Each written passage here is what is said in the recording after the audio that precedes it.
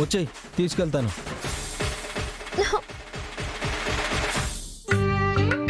చూస్తున్నావేంటి? ఎక్కువ. కనీసం ఒక పువ్వైనా తీసుకొచ్చి వదిన చేతికిచ్చి శుభాకాంక్షలు చెప్పొచ్చు కదా అన్నయ్య. పాపం అన్నయ్య, ఉండనివ్వు. సర్లే, నేను బయలుదేరుతున్నాను, మీరు వచ్చేయండి.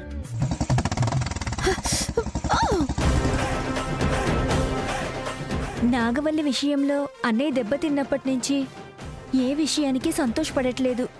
మనసుంటే మార్గాలెన్నో ఉంటాయి. నన్ను ఏనుగు మీద ఎక్కించి సవారీ చేయించనక్కర్లేదు. కనీసం పైకెత్తుకుని నించున్న చోటే 2-3 రౌండ్లైనా తిరగచ్చు కదా మీ అన్న. నిన్న నన్ను కాకపోతే పక్కింటి పద్మజనా?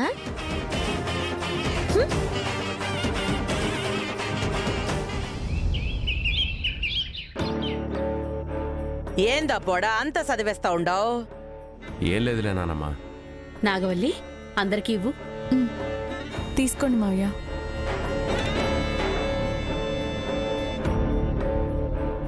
ఏందిది? పాయసం. గిన్నెలో ఉండేదేందో తెలిసే ఏంది ఎవ్వారం అని అడుగుతా ఉండం. అర్థం కాలేదత్తయ్యా. నానమ్మకి షుగర్ అని తెలుసు కదా, అయినా సరే స్వీట్ తీసుకొచ్చావు ఎందుకు? ఇందులో చక్కెర వేయలేదేవా, కొద్దిగా బెల్లం వేసి చేశాను. ఈ పూటకి తింటే ఏం కాదు. ఎలా తినాలో తెలుసత్తా, కానీ ఎందుకు తినాలా అని అడుగుతున్నారు. అయ్యో నామతి మండా, అసలు విషయం చెప్పడమే మర్చిపోయాను. మన శివ ఫస్ట్ క్లాస్లో పాస్ అయింది. తను పోలీస్ ఆఫీసర్ కాబోతోంది. అందుకే నోరు తీపిచేద్దామని.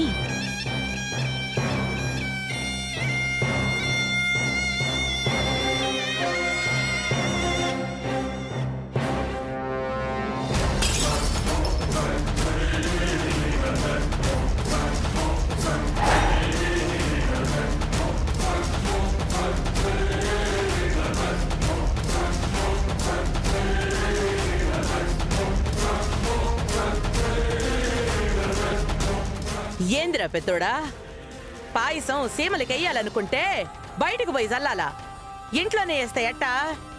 దోమల్లా వీళ్ళ మాటలు కుడతా ఉంటే ఎంటనే నేలకేసి కొట్టబుద్ధి అయిందమ్మా. ఇప్పుడు నేనేమన్నానండి? నువ్వింకా అర్థం చేసుకోలేదమ్మా. నువ్వు శివ పాస్ అయిందని పాయసం తీసుకొచ్చావు కదా, అది నచ్చకే ఇలా గిరాటేశారు నాన్న.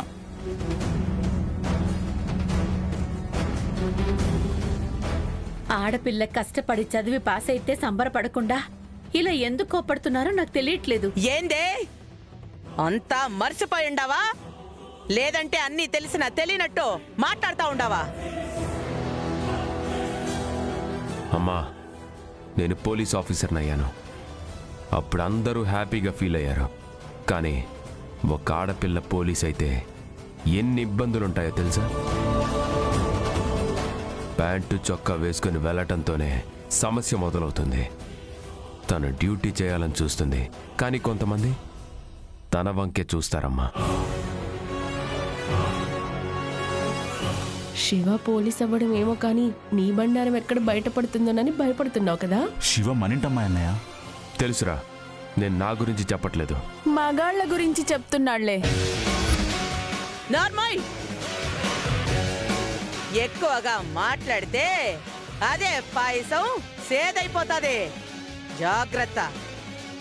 మనసులో విషం పెట్టుకుంటే నేను అమృతం ఇచ్చినా సరే అది చేదైపోతుందత్తయ్యా. నీకెన్ని తూర్లు చెప్పినా తిరుపతి, దాన్ని కబడ్డీ ఆట ఆడితేనే కాళ్ళు చేతులు ఎరగొట్టినోడ్ని. ఇయాల దొంగల్ని పట్టుకోనికి కాళ్ళు చేతులు ఇరిసేసి పథకాలు మెడలో వేసుకుని పేరు సంపాదించాలని చూస్తా ఉందా? దానికి చిన్నప్పటి నుంచి పోలీస్ ఆఫీసర్ అవ్వాలని కోరికండి. అత్త, దొంగల్ని దుర్మార్గుల్ని పట్టుకోవాలంటే వాళ్ళ మీద కేసులుండాలి. కానీ కొంతమంది కేసులు లేకుండా కూడా తప్పించుకొని తిరుగుతూ ఉంటారు. అలాంటి వాళ్ళ పీకలు పట్టుకోవాలంటే శివ లాంటి వాళ్ళు పోలీస్ ఆఫీసర్ అవ్వాలి. ముఖ్యంగా ఇంటి దొంగని ఈశ్వరుడైనా పట్టలేరంటారు కదా. కానీ శివ పార్వతి పట్టుకుంటుంది, పట్టుకొని తీరుతుంది.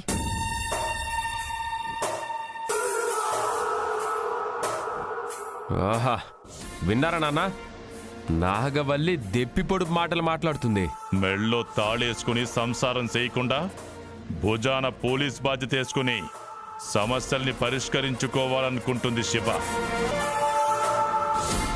ఆ ఉద్యోగం వస్తే శివ శివ శివ అని ఆ శివుణ్ణి తలుచుకుంటా ఉంటదనే దానికి అర్థమయ్యేలా చెప్పండి.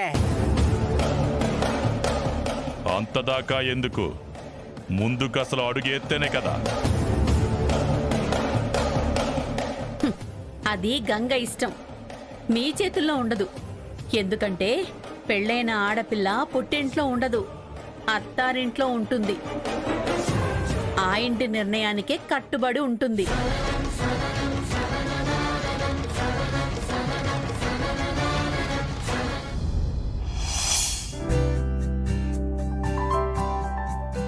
అన్నయ్య ఇక్కడికి కూడా రాకుండా ఎక్కడికి వెళ్ళేటక్కా? ఏమోనే, ఎవరితోనూ చెప్పకుండా సైలెంట్గా వెళ్ళిపోయాడు. మనతో చెప్పాల్సిన పని కాదనుకుంటా. పనున్నదే ఇక్కడ, వేరే చోట ఇంకేం పనుంటుంది? సరుకులు తీసుకురావడానికి వెళ్ళాడో లేకపోతే చేసిన అప్పులకి వడ్డీలు కట్టడానికి వెళ్ళాడో అవన్నీ మనం అడగలేం కదా. శివ వదిన ఫస్ట్ క్లాస్లో పాస్ అయిందనగానే మనం చాలా సంతోషపడ్డాం. కానీ అన్నయ్య ఏం పట్టనట్టుగా ఉన్నాడు. వాళ్ళిద్దరి మధ్య సఖ్యత కుదురుద్దామని మనం ఎన్ని ప్రయత్నాలు చేసినా ఎందుకో ఏ పని అవ్వట్లేదు. నాకు అదే అర్థం కావడం లేదు అమృత. శివ కూడా అన్నయ్య మీదేం కోపంగా లేదు. నాకెందుకుంటుంది కోపం?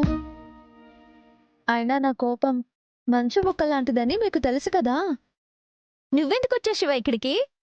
అదేం ప్రశ్న? నేను ఇంటి పని పూర్తి చేసుకుని వచ్చాను. రాకూడదు అన్నట్టు అడుగుతావేంటి?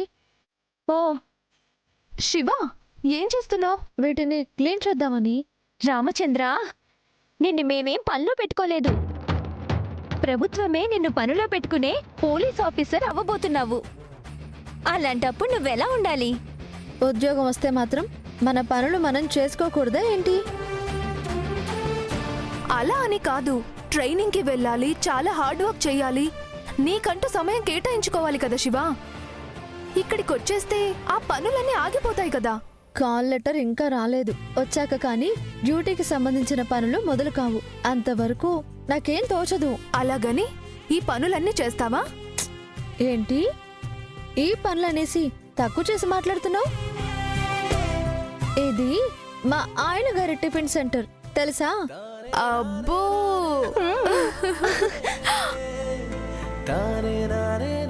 మీ ఆయనదేలేమ్మా, మాదంటూ ఏముంది ఇక్కడ? సంబంధాలొస్తే పెళ్లి చేసుకుని వెళ్ళిపోవడమే.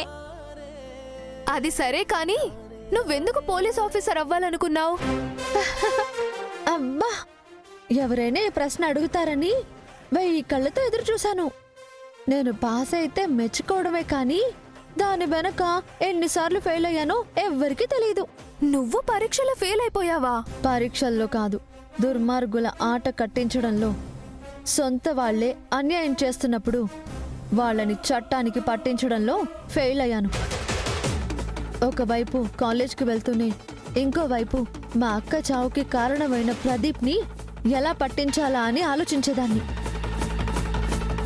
కానీ దేవా అన్నయ్య పోలీస్ ఆఫీసర్ అవ్వడం వల్ల తనని కాపాడుతూ వచ్చాడని తర్వాత నాకు అర్థమైంది. సావిత్రి అత్తయ్య అదృశ్యం వెనుక ఉన్న హస్తం ఎవరిదో, దాని వెనుక ఉన్న దుష్టశక్తులేవో వాటిని బయటకు తీసుకురావాలి. అలాగే అన్యాయంగా తన ప్రాణం పోగొట్టుకున్న లలిత ఆత్మకి శాంతి కలగాలి. మీ చెల్లెలు నాగవల్లికి చేసిన మోసానికి శిక్ష పడాలి. ఇలా ఒకటి కాదు శ్రీవల్లి, చాలా కారణాలున్నాయి. ఎలాగైనా నేను పోలీస్ ఆఫీసర్ అయ్యి దుర్మార్గాన్ని అణిచేయాలి. దుర్మార్గుల్ని కటకటాల పాలు చేయాలి. అదే నా లక్ష్యం. అందుకు మీ సహకారం ఉండాలి. మేమెప్పుడూ నీ వెంటే ఉంటాం. కానీ అన్నయ్య నీతో నడుస్తాడో లేదో అని ఆలోచిస్తున్నాం.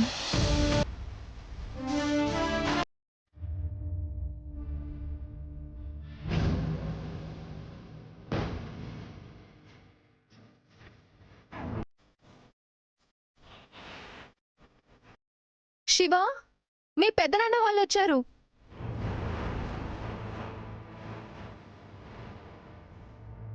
అదేంటి శ్రీవల్లి, దేవాబావ వచ్చాడని నా చెల్లితో చెప్పొచ్చు కదా. చెప్పవచ్చు. ఏంటి? ఒరే నువ్వేందమ్మా వాళ్ళందరితో ప్లేట్లు తీస్తున్నావు? తీయకుండా అలాగే ఉంచితే ఈగలు ముసురుకుంటాయి పెదనాన్న. ఇంట్లో మీరు తిన్న ప్లేట్లు మీరెప్పుడు తీసుకోలేదు కదా.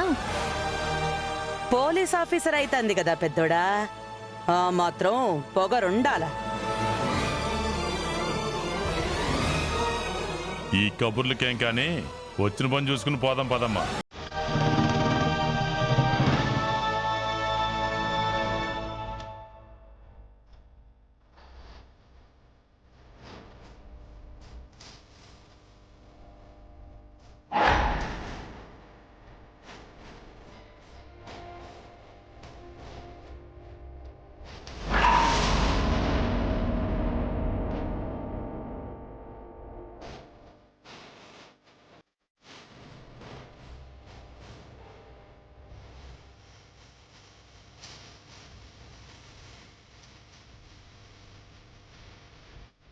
మనవరాలా, నా మనవళ్ళ పోలీస్ ఆఫీసర్ అయితా ఉండావు.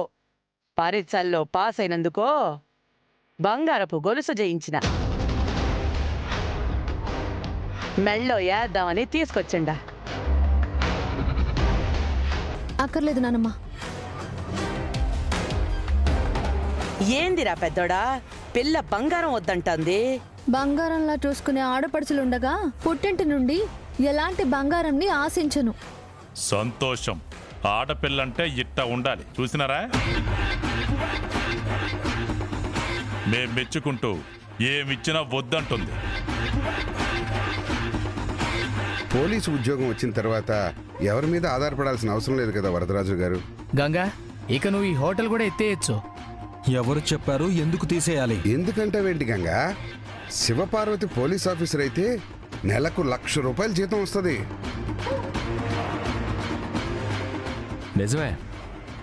అమృతవల్లి ఎంతమంది కట్లేసినా, శ్రీవల్లి స్కూల్లో ఉద్యోగం చేస్తూ ఇక్కడ ప్లేట్లు కడిగినా, శివ తిన్న ప్లేట్లు తీసేసినా రోజుకు 1,000 రూపాయలు కూడా సంపాదించలేరు. 1000 అనుకో, అంటే నెలకి 30,000. అట్టాగని పెండ్లం సంపాదన మీద మొగుడు, ఆడపడుచులు, మాంగారు ఆధారపడాలంటారా ఏంది? ఊరుకో అమ్మా, వాళ్ళు ఏమనుకుంటారు నువ్వు అట్ట అంటే. అన్నయ్య, ఇంటికెళ్దాం పదా. నాకు అర్జెంట్ పని ఒకటి పడింది. మళ్ళీ అరగంటలో వచ్చేద్దాం. రా అన్నయ్య. నువ్వు ఆగమ్మా, కంగారేం పడకు. నేనేం వాళ్ళతో గొడవ పడను. మేమేం చేసామని గొడవ పడతారు? జనాలు అనుకునే మాటలు కూడా మనసుకు తీసుకుంటే బాధేస్తుంది. శివపార్వతి మీరు తీసుకొచ్చిన గొలుసు వద్దంది కదా, ఇంక వెళ్ళండి మావయ్య. అదేంటమ్మా, నువ్వు పుల్లట్టు బాగా వేస్తావంట కదా? పుల్లట్టు వేస్తుంది కానీ పుల్లలెట్టే వాళ్ళకి వేయదు పెదనాన్న. నువ్వు అట్ట అంటావని తెలుసు గాని ఒక విషయం చెప్తా ఇనుకో. నీ మొగుడు మగాడైతే నీ సంపాదన మీద ఆధారపడడు. పడను. శివ కష్టాన్ని మీరు అర్థం చేసుకోకపోయినా తన ఇష్టాన్ని గౌరవిస్తాను. మా ఇంట్లో ఉంటున్నందుకు తన జీవితం బాగుండాలనుకుంటానే గాని తన జీతం ఇంకా బాగుండాలని నేను లెక్కయ్యను. నీకు సరైన చదువు లేదు, నీ భార్య ఆఫీసర్ అని నిన్ను ఎగతాళి చేస్తే చేయని బాబాయ్, అది నిజం కాబట్టి నేను ఒప్పుకుంటాను. ఇదిగోండి పూర్ణచంద్రరావు గారు, భవిష్యత్తులో నేను ఎంత పెద్ద స్థాయికి వచ్చినా సరే గంగా బావని ఎగతాళి చేసే వాళ్ళకి ఒక్కటే చెప్తాను.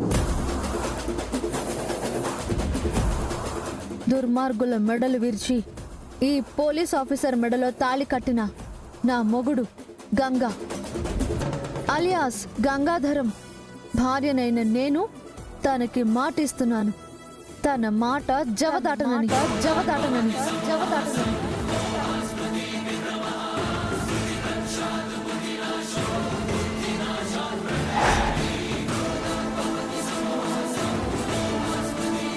శభాష్ శివ, ఇదే మాట మీద ఉండాలి నువ్వు. ఉంటాను. ఉద్యోగం చేయడానికి ఊరు దాటి పంపించాలి. పంపిస్తాడు. ఇట్టాగే మీ నాన్న మీ అమ్మని పని కోసం ఊరు దాటించాడు గంగా. ఆ తర్వాత ఏమైంది?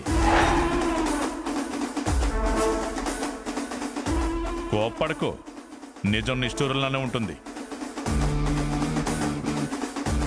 ఆటో శంకర్ కనబడకుండా పోయాడు. ఆ తర్వాత సావిత్రమ్మ కూడా కనబడలేదు. ఆడపిల్లలు ఊరు దాటకూడదని చెల్లెళ్ళని పెంచిన వాడివి ఇప్పుడు పెళ్ళాన్ని పంపిస్తే మాట పడాల్సి వస్తుంది కదా గంగా.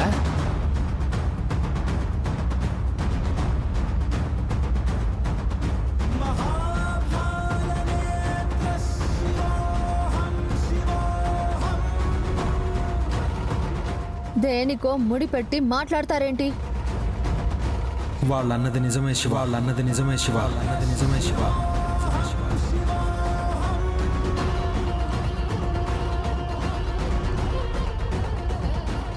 బావా, బావా, ఏం మాట్లాడుతున్నావు నువ్వు? నువ్వు ఏ ఉద్యోగము చేయనక్కర్లేదు, ఏ ఉద్యోగము చేయనక్కర్లేదు, ఏ ఉద్యోగము చేయనక్కర్లేదు.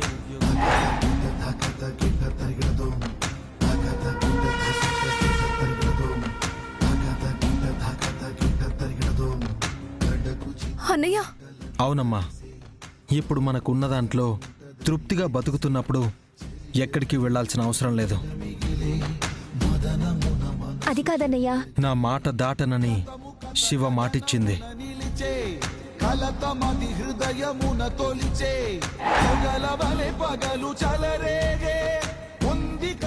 వాళ్ళ ఇష్టం అమ్మా. పోదాం పద. మన పని అయిపోయింది, వాళ్ళ పనులు చేసుకోవాలి కదా. పోదాం పదండి. క్లీనింగ్ ప్రాసెస్ కదా, టైం పడుతుంది. రండి.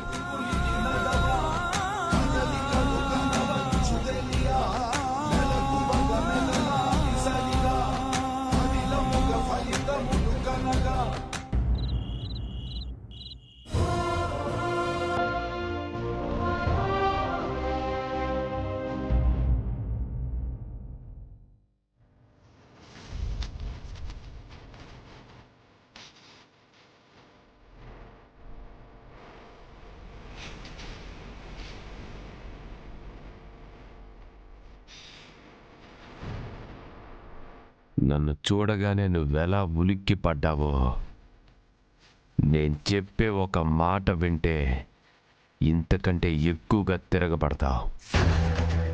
చెప్పకుండా ఉన్నావంటే చెప్పాలా వద్దా అని ఆలోచిస్తున్నావు కదా బావా. చెప్పాక నువ్వు ఆలోచిస్తావు నాగవల్లి. అయితే ఖచ్చితంగా చెప్పాల్సిందే. ఎందుకంటే ఈ ఇంట్లో నాకు ఏ ఆలోచన లేక సతమతం అవుతున్నాను కదా. మాటలు బాగానే నేర్చుకున్నావు. మా చెల్లెలు శివపార్వతి పోలీస్ ఆఫీసర్ అయిపోతే నరకం లాంటి ఇంట్లో విముక్తి దొరుకుతుందని ఆశపడుతున్నావేమో, కానీ అలా జరగదు. జరగదని నువ్వెలా అనుకుంటున్నావు బావా? Good question. నీకు క్లారిటీ ఇవ్వడానికి ఉపయోగపడుతుంది. టిఫిన్ సెంటర్ దగ్గరికి వెళ్ళాం. మీ అక్కేసి అట్లు తినడానికి కాదు, అలాగని మీ అన్నయ్య చేత తిట్లు తినడానికి కూడా కాదు.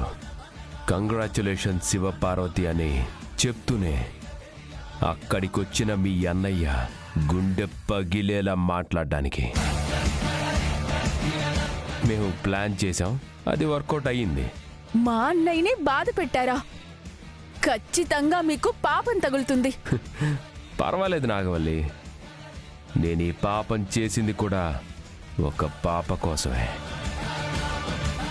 నా చెల్లి పోలీస్ ఆఫీసర్ అయిపోతే మొదటి లాఠీ చార్జ్ నా మీదే చేస్తుంది.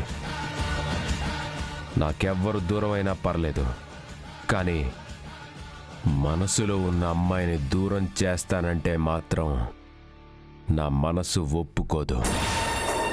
అందుకే శివపార్వతి ఆశయాన్ని పెనం మీద పోసే నీళ్లలాగా నీరు గారిపోయేలా చేశాను. ఏం చేశారు? నీకు తెలిసిన పాత కదే.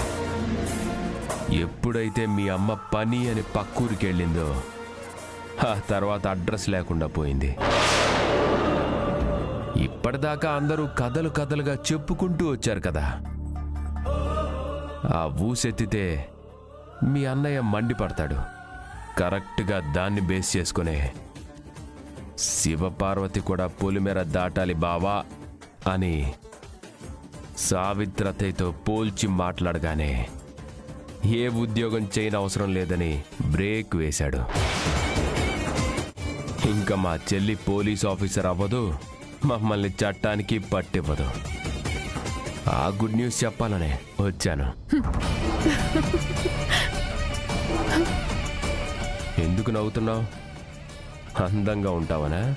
మీ భవిష్యత్తు ఎంత అందవికారంగా ఉంటుందో అని తలుచుకుంటేనే నవ్వొస్తుంది. ఓ, ఏం ఊహించుకున్నావో ఏంటో చెప్పు. ఎవరు అవునన్నా కాదన్నా మీ చెల్లెలు శివపార్వతి ఖచ్చితంగా పోలీస్ ఆఫీసర్ అవుతుంది.